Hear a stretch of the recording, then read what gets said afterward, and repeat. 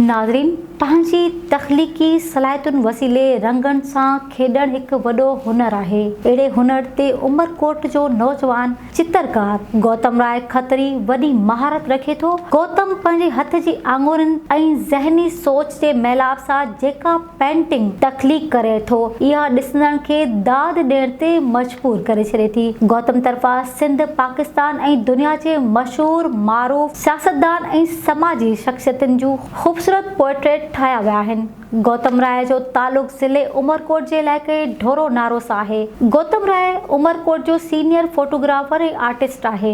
संदसि फोटोग्राफी ॾाढी मशहूर आहे ऐं पंहिंजी महिनत सां बहितरीन क़िस्म जा आर्ट तस्वीरूं पोर्ट्रेट ठाहींदो आहे। गौतम राय खे आर्ट जो शौक़ु नंढपिण खां ई हो। जॾहिं हू स्कूल में पढ़ंदो हो त गौतम खे आर्ट में पज़ीराई तॾहिं मिली जॾहिं हिन शहीद मोहतरमा बेनज़ीर भुट्टो जी पोर्ट्रेट ठाही हुई।